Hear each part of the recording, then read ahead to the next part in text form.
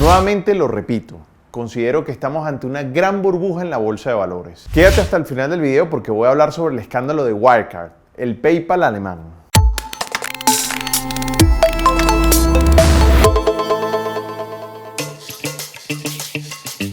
Bienvenidos al episodio 102 del TradingView. Soy Dani Pérez, cofundador de MDC Capital Group y de MDC Trading Academy.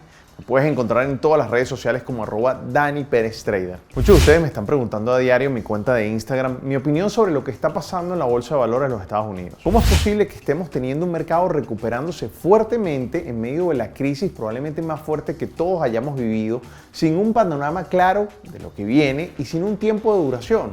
Es decir, con un máximo nivel de incertidumbre. Recuerden algo que les he repetido 1000 veces y es que el inversor experimentado no le gusta esto para nada. Bueno, esto es un fenómeno bastante raro que tiene varias razones y de las cuales no me fío nada. Siempre les he pedido a ustedes en estos momentos muchísima precaución. Bueno, primero la enorme cantidad de inyección de liquidez que viene haciendo la Reserva Federal desde finales del año 2019, empezando por los repos. Y luego todos los planes de estímulos provocados por la crisis del coronavirus, por ejemplo, invirtiendo en ETFs o compra de bonos de deudas de empresas.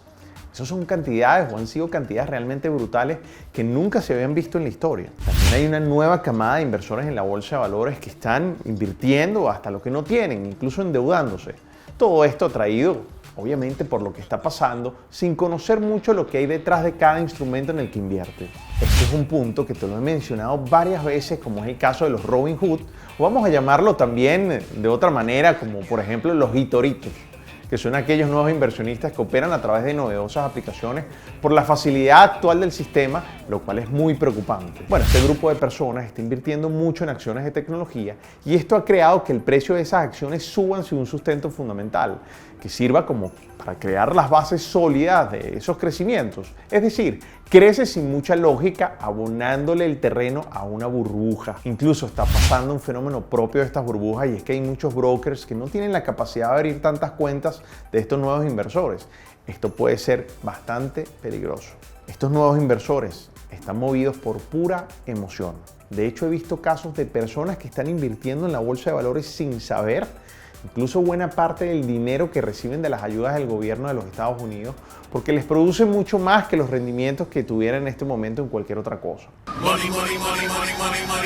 Están pasando cosas tan locas en la bolsa de valores en estos momentos, que una empresa de las que ya les he hablado, como Nikola, empezó a cotizar en la bolsa y tiene buenos resultados sin haber vendido ni siquiera una unidad y con una expectativa bastante cuestionada, siendo esto producto impulsado mayormente por la fuerza del mercadeo. O por ejemplo empresas como Hertz, que están en una situación extrema en el capítulo 11 o en Chapter 11, completamente en quiebra, y que quieren emitir acciones para aprovechar que muchas de esas personas sin conocimiento están comprando acciones. Voy a ir incluso más allá. Algunas empresas de las que sí les está yendo súper bien y que no necesitan liquidez, también están emitiendo más acciones porque pudiera estar esa acción sobrevalorada y pueden recoger liquidez inmediata que puede venir muy bien en estos momentos, obviamente. ¡Qué peligro! Todo el mundo quiere invertir en la bolsa de valores. Esto es como la frase que les digo siempre: cuando la abuela invierte, prefiero salirme o no participar. Pero por otro lado, seguimos viendo un altísimo rebrote del coronavirus en los Estados Unidos, con días récords en contagio, y en muchas partes del mundo también, cuando estamos en pleno momento de apertura en las economías y que puede incluso traer ahora nuevos confinamientos. A pesar del buen dato de empleo de esta semana, pueden venir nuevas olas de despidos masivos. Sin una vacuna cercana, el efecto ya saben que puede ser tremendo. El nivel de deuda empresarial es muy alto, muchas compañías importantes están entrando en Chapter 11 o en quiebra técnica y las pequeñas empresas están sometidas a un alto nivel de estrés debido a toda la situación. El Fondo Monetario Internacional acaba de publicar que la contracción en los Estados Unidos puede ser del 8% con una deuda pública mundial por encima del 100% del PIB de este año. O sea, eso no tiene precedentes. Y un 2021 con pronósticos reservados, con una incertidumbre como lo único seguro. Bueno, y las tensiones políticas no les quiero decir. Por ejemplo, Estados Unidos en este momento tiene abiertos muchísimos frentes, incluido una altísima tensión con China, todo lo que tiene que ver con la guerra comercial y ahora el origen del virus. Irán, por ejemplo, esta semana emitió una orden de arresto contra el presidente Trump. Elecciones presidenciales en los Estados Unidos en noviembre de este año, con una campaña electoral fuerte en todos sentidos, con protestas en todo el país desde la muerte de George Floyd. Bueno, un 2020 de locos, de nueva normalidad, donde no veo lamentablemente un panorama alentador y como siempre para mí es importante compartirte mis escenarios con mayor probabilidad. Quiero recordar una definición de lo que es una burbuja. Es una esfera que se va formando, creciendo, inflando de cualquier gas que puede explotar o estallar en cualquier momento. Por todo lo que te acabo de exponer, tanto lo positivo como lo negativo, siento que la bolsa de valores está haciendo el efecto de una burbuja y que puede explotar, estallar en cualquier momento. Por eso el mercado puede seguir subiendo todo lo que quiera, pero yo no estoy interesado en invertir en él. No estoy dispuesto a cometer un error de muy alta probabilidad de perder dinero. Por eso, y nuevamente se lo vuelvo a decir, sigo haciendo day trading y aprovechando la tendencia que puede presentar durante cada día, mientras espero que mi plan de inversión se cumpla. Y bueno, ahora entramos a julio y trae consigo el verano. Existe un alto porcentaje que sea bien diferente al resto de los años anteriores. Puede ser que sea bien movido, con mucha volatilidad, pero sobre todo incertidumbre. Así que veamos todo este efecto en las gráficas de los escenarios que espero para el futuro del S&P 500, para el Nasdaq, para el VIX, para el petróleo, para el oro y el Bitcoin con todos sus precios objetivos.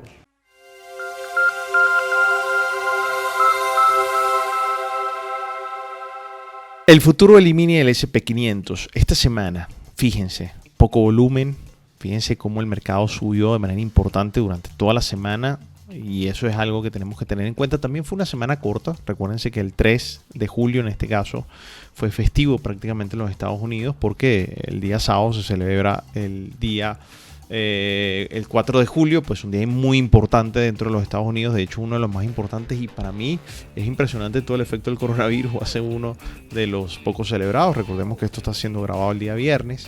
Si se fijan aquí, el mercado sigue estando consolidando entre las áreas que le había comentado, llegó justamente ese precio de 3.152,50 y de ahí se devuelve con fuerza. La línea 200 sigue jugando un papel protagónico dentro de esta consolidación. Digamos, si el mercado logra pasar de aquí, es muy probable que llegue a los 3.230. Sin embargo, si vemos aquí una gráfica un poquito más detallada, vemos cómo el mercado, aquí fue donde cerramos en la última explicación que les dije en el Trading View. Miren cómo sube y a dónde llega, justo a las áreas donde le tenía comentado que iban a haber vendedores. Ahí el mercado baja de manera impresionante. Claro que el mercado ya ha intentado 1, 2, 3, 4, 5, 6, 7 veces pasar esta área y no lo ha hecho. Eso es un insight importante. Los vendedores que están ahí son de una calidad extrema y además el mercado pasa esta línea de tendencia y baja con fuerza. Obviamente ya se le acaba la semana, pero es muy probable que el mercado pudiera llegar a los 3.073 y si logra bajar va a llegar con seguridad a los 3.000 puntos. Y si logra bajar los 3.000 puntos, el próximo precio objetivo es 2.955 y aquí probablemente vaya a haber muchísima fuerza con esa pausa entre los 3.000 puntos importantes, donde ahí hay una camada de compradores importantes que detuvo el mercado inicialmente. Sin embargo, yo creo que la camada importante va a estar por este punto. Ahora, si logra bajar de ahí, bueno, vamos a tener un movimiento bien fuerte hasta los 2.898 y después a los 2.850, lo cual es muy importante. Sin embargo, recuerden, ahorita es momento de entender qué es lo que va a pasar, sobre todo porque yo creo que va a venir un momento de la volatilidad muy pronto y eso es algo que para mí es muy importante. De hecho, si vemos la gráfica más detallada, miren cómo el mercado subió de manera importante esta semana, respetando esa línea de tendencia varias veces, 1, 2, 3, 4, que donde venía con muchísima fuerza. Miren esta caída después del último día, prácticamente el día martes, y miren cómo el mercado se volvió y de ahí empezó a subir con la misma fuerza y miren cómo el mercado lo siguen subiendo en el premercado durante esta semana, lo cual es un insight también muy importante, pero ya aquí no pudo más. En el caso del NQ, interesante, ya marcó nuevamente máximos históricos con poco volumen, lo cual es normal de este tipo de situaciones, pero ahí muestra una barra de reverso importante, que yo creo que en el caso del Nasdaq pudiera ser un pequeño retroceso para mayor continuación, pero yo creo que el Nasdaq sí puede estar llegando a alrededor de los 10.638 y de ahí hay que ver qué es lo que puede hacer el mercado. Si se fijan aquí, el mercado sigue respetando ese canal oscilante alcista que viene prácticamente desde mediados de abril. Miren cómo el mercado de aquí, yo les había comentado cuando estaba aquí que el mercado era muy probable que bajara aquí y de aquí se fuera hacia arriba. Miren cómo está siguiendo la flecha. Esta zona de compradores aquí resistió el mercado o aguantó el mercado, para hablar con términos adecuados, y aquí hizo un pequeño sobrepaso Con lo cual es muy posible que el mercado pudiera retroceder, pero para mí va a ser como en las ocasiones anteriores, pudiera ser un sobrepaso un poquito más grande ya para hacer nuevamente entrar dentro del canal y volver a buscar soporte. En el caso del índice de la volatilidad, obviamente ha bajado porque el mercado en estos días ha subido de manera interesante. Sin embargo, está en esa zona de soporte y sigue estando allí. Para mí, mientras esté en esa zona, estoy todavía esperando que venga un movimiento fuerte, digamos, desde el punto de vista de la volatilidad. Y eso significaría que pudieran estar viniendo algún tipo de bajadas importantes en el mercado. En el caso del petróleo, interesantísimo como esta zona de resistencia ha aguantado, hizo una buena barra el último día hábil de la semana. Sin embargo, fíjense lo interesante, sigue aguantando allí. Si no logra pasarla, sigo manteniendo esta expectativa bajista hasta el área de los 30. Yo creo que eso para mí sigue teniendo una altísima probabilidad, y más con el rebrote que está pasando actualmente en el mundo, a nivel mundial, sobre la pandemia. Obviamente este es el buen dato de China. El buen dato de China hizo que el petróleo también contribuyera para que subiera. Sin embargo, para mí todo el tema que está pasando de las aperturas económicas con el aumento del brote, para mí va a ser que siga estando bastante lenta la economía y la recuperación económica. El oro se sigue manteniendo ahí. Esta semana prácticamente se mantuvo inmóvil, sigue estando en el área que yo les había comentado, impresionante.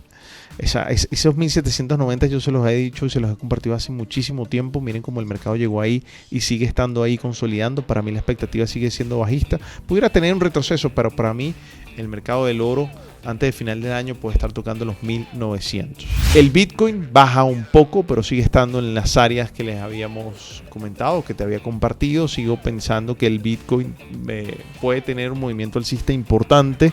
Sin embargo, puede tener un retroceso a corto plazo, pero para mí el Bitcoin ya pasó a lo peor, ya sufrió lo peor de la crisis. Ya se demostró que era un instrumento que le apetece a los inversores al momento de estas impresiones gigantes de dinero de la Reserva Federal, con lo cual, para mí, tarde o temprano, el Bitcoin va a subir. Bueno, y las noticias de esta semana, va a ser una semana mucho más tranquila que la anterior. La anterior fue todo este batallón de datos económicos, en este caso bien tranquilos, aunque el lunes hay el Non-Manufacturing PMI, ¿ok? A las 10 de la mañana en plena operativa, pero ya luego es bien calmado hasta el jueves con las solicitudes de desempleo. Y luego el viernes hay una noticia importante, pero antes de nuestra operativa. Así que el calendario económico de esta semana va a ser bien tranquilo. Una semana post 4 de julio. Así que bueno, hay que estar atentos qué es lo que puede pasar con respecto al tema de China. Se está hablando también del tema de la vacuna y todo eso, pero eso va a durar muchísimo tiempo.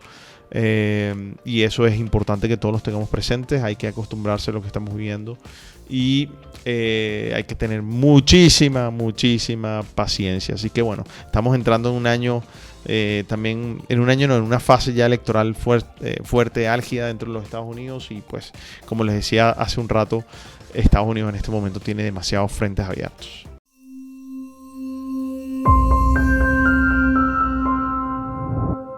¿Sabías que Wirecard, el PayPal alemán, se declaró en bancarrota? En este video te voy a explicar la importancia que tiene Wirecard para Europa y parte del mundo. Esto es un desastre que no se veía venir, sin embargo te voy a compartir cuáles son los escenarios en el futuro. Esto es una historia tremenda, desde sus inicios, ofreciendo por ejemplo servicios en portales de contenido para adultos, hasta hoy convertirse en el PayPal alemán.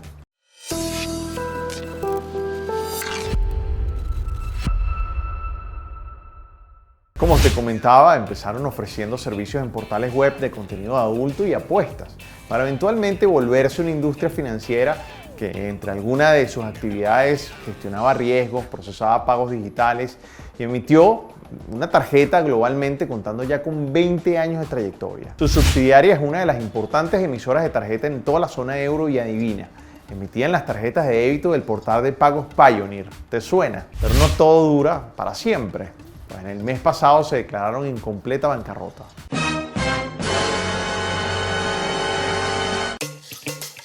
Bueno, hablemos un poquito de su historia. El 6 de mayo del año 99 se fundó Wirecard con su sede en Múnich, Alemania. Esta firma alemana ha sido muy valiosa, pues ha sido pionera en el servicio de tecnología y software para soluciones financieras en el campo de comercio electrónico, los pagos móviles y la digitalización.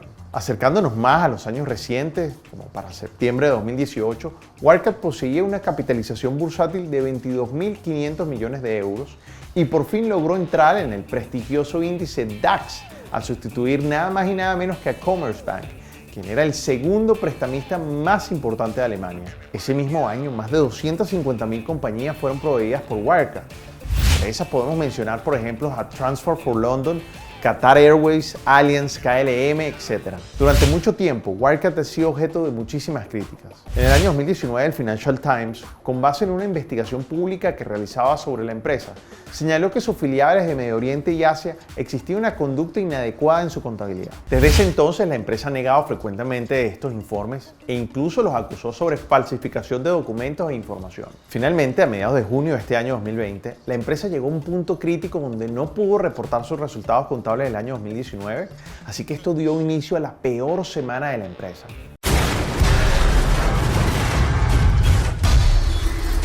Esa semana infernal empezó con la renuncia de su CEO, Markus Braun. En medio de un escándalo, la policía alemana lo arrestó el 22 de junio acusándolo de maquillar los números de ventas para inflar las ganancias de Wirecard. El cargo por fraude fiscal equivale a 2.100 millones de dólares. Ya para el 25 de junio, Wirecard alegó un sobreendeudamiento y se declaró completamente insolvente, luego de revelar que sus cuentas presentaban un enorme déficit financiero de 1.900 millones de euros. Para ese momento sus deudas se acercaban a 4.000 millones de euros, así que Wirecard está marcando la historia como la primera compañía del índice DAX que cae en quiebra. Cabe destacar que los conocidos traders que venden en corto buscaron acumular acciones de Wirecard sacándole un buen tajo de beneficio a esta situación.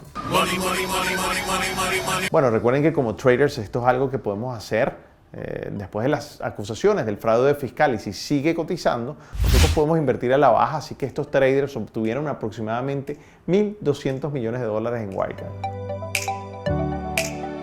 Bueno, esto es un desastre que BaFin no veía venir. BaFin es la autoridad de supervisión financiera alemana. Bueno, y eso es que el año pasado el Financial Times alertaba de las irregularidades contables de la empresa. Bueno, un verdadero escándalo que se le escapó al BaFin, y posteriormente a esta polémica prohibieron las ventas en corto. Les había dicho en un TradingView anterior que en esta época de crisis siempre hay una empresa muy grande que tiene problemas con escándalos contables, ¿verdad?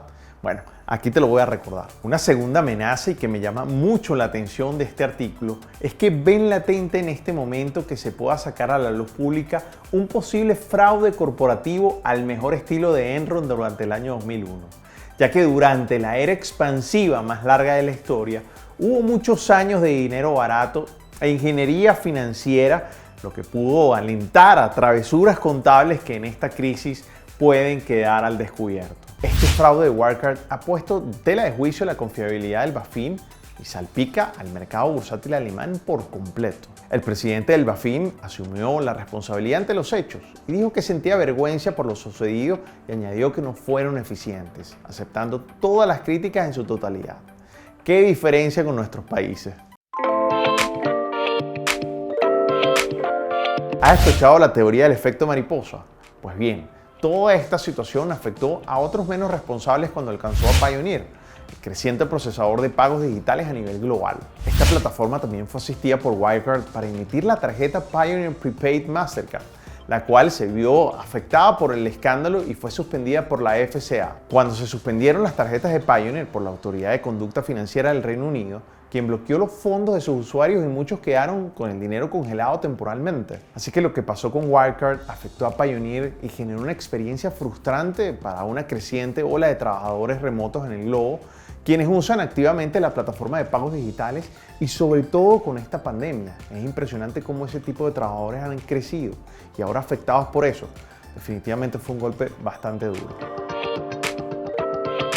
La compañía ha manifestado que sus operaciones comerciales continuarán una vez solicitada la insolvencia. Michael Jaffe pasó a ser el nuevo administrador de Wirecard y se encuentra intentando sacar a la compañía de la quiebra. El último día de junio señaló que muchos inversores lo han contactado mostrando interés en comprar el negocio central o alguna de sus filiales. Tales declaraciones provocaron un rebote en las acciones, la que los días atrás cayeran en un valor casi nulo y experimentaron una repetida subida del 30% en los primeros días de julio. Por otro lado, el Deutsche Bank considera prestarle apoyo a Wirecard para que continúe trabajando.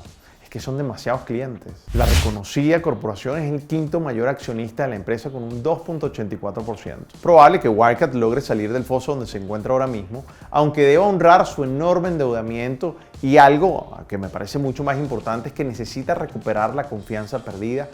Eso no es nada fácil. El hecho es que hay muchas probabilidades que reciba financiamiento y es seguro que luchará para levantarse de nuevo, así que el tiempo lo dirá. ¿Quién se hubiera imaginado que hubiera sido una empresa alemana la que cayera en estos temas de fraudes contables? Impresionante y para mí sorpresivo. Frank, ¿qué te pareció el contenido de este TradingView número 103? ¿Te gustó? Bueno, te pido que le des like y lo compartas con todos tus amigos. Además, déjame un comentario abajo porque estos temas fueron muy interesantes. Así que nos vemos el próximo domingo en el próximo TradingView.